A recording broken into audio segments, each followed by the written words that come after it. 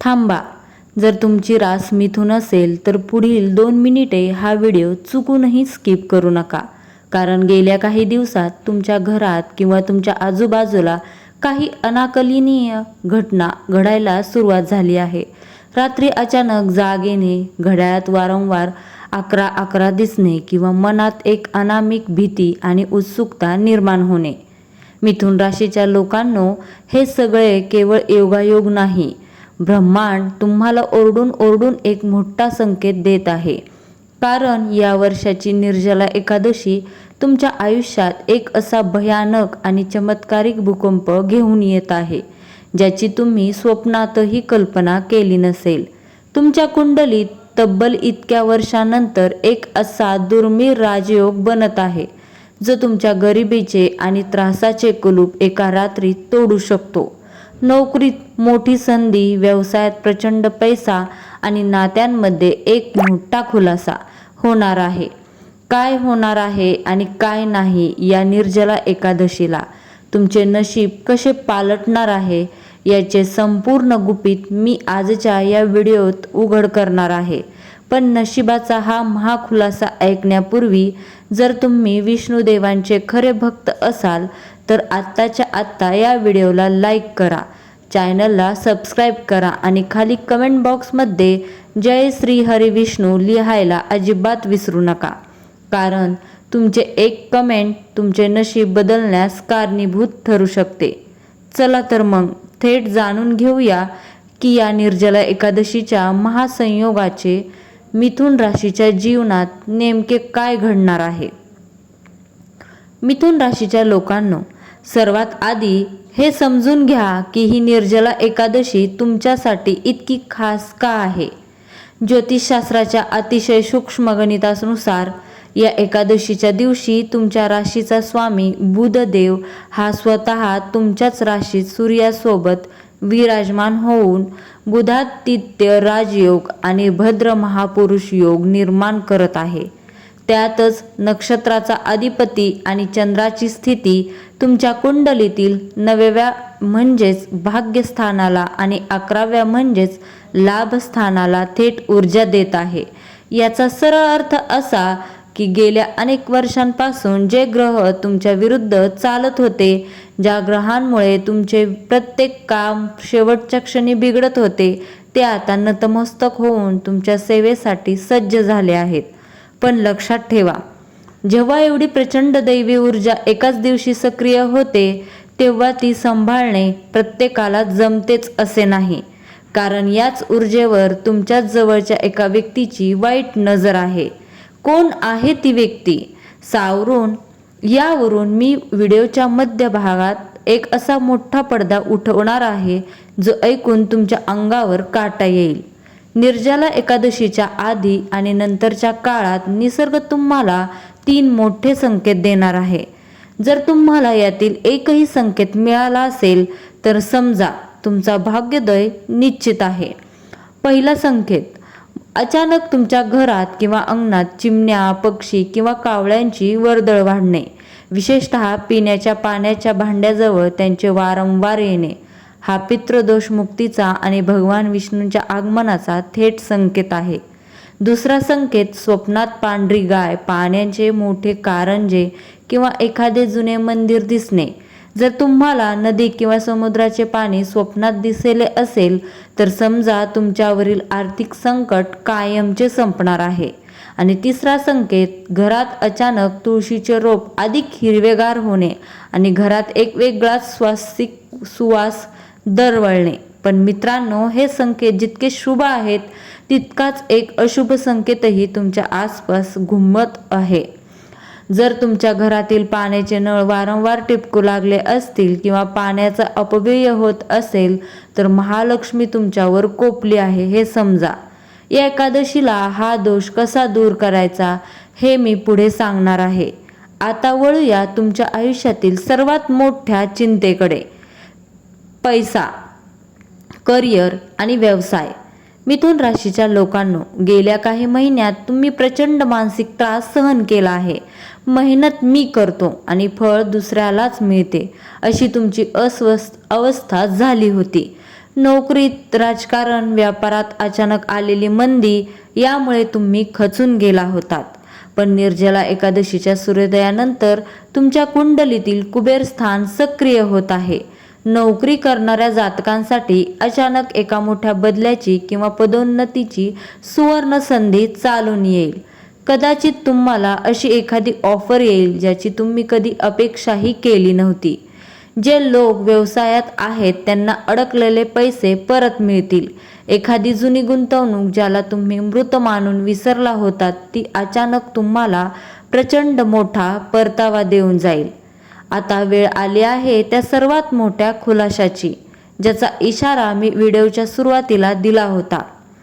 मिथुन राशीच्या लोकांनो, कान देऊन ऐका. या निर्जला एकादशीच्या प्रभावामुळे पुढील काही दिवसात तुमच्या आयुष्यात एका रहस्यमय व्यक्तीचा प्रवेश होणार आहे. ही व्यक्ती कोण असेल? हा एखादा नवीन मित्र असू शकतो, एखाद्या ओळखी मार्गदर्शक असू शकतो किंवा एखाद्या आध्यात्मिक गुरु असू शकतो.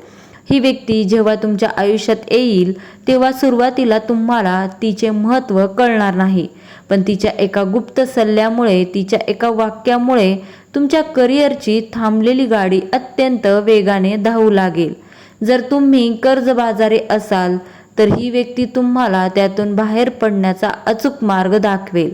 पण याच काळात एका अशा व्यक्तींपासून दूर राहा जी तुमच्या पाठीमागे तुमची निंदा करते. मिथुन राशीच्या व्यक्तींना सहजासहजी लोकांवर विश्वास ठेवण्याची सवय असते. हीच सवय या एकादशीला तुम्हाला बदलायची आहे. तुमच्या घरातील किंवा ओळखीतली एक जवळची व्यक्ती तुमच्या प्रगतीचा मार्ग रोखत आहे. तिच्या ईर्षेपासून तुम्हाला स्वतःला वाचवायचे आहे. माणूस पैशाने कितीही श्रीमंत झाला तरी मनातून तो नात्यांचाच भुकेला असतो. मिथुन राशीचे लोक स्वभावाने खूप भावूक आणि संवेदनशील असतात, पण याच स्वभावाचा फायदा अनेकांनी घेतलाय, हो ना? ज्यांच्यावर तुम्ही जीवापाड प्रेम केले त्यांनीच तुमच्या भावनांचा खेळ केला. पण थांबा, निर्जला एकादशीचा हा पवित्र काळ तुमच्या नात्यांमध्ये एक भावनिक शुद्धीकरण घेऊन येत आहे.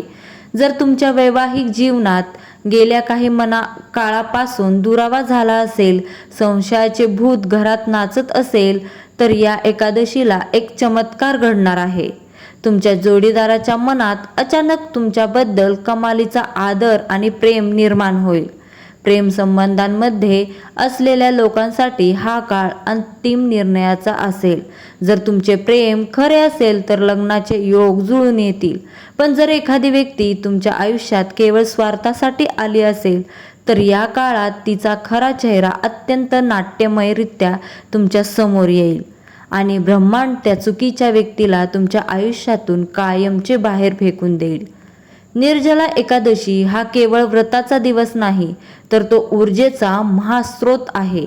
या दिवशी मिथुन राशीच्या लोकांनी चुकूनही या 3 चुका करू नये, अन्यथा तुमचे भाग्य उजळण्याऐवजी अंधारात ढकलले जाईल. पहिली चूक आहे क्रोधांवर नियंत्रण आणि वाणीचा दुरुपयोग. मिथुन राशीचा स्वामी बुध आहे, जो वाणीचा कारक आहे. या दिवशी कोणालाही टोमणे मारू नका, खोटे बोलू नका आणि घरात वाद घालू नका. तुमच्या मुखातून निघणारा एक अशुभ शब्दही शापात बदलू शकतो. दुसरा आहे पाण्याचा अपव्यय आणि अपमान. ही निर्जला एकादशी आहे. या दिवशी पाण्याचे महत्त्व अनन्यसाधारण आहे. पाण्याचा एक थेंबही वाया घालवू नका.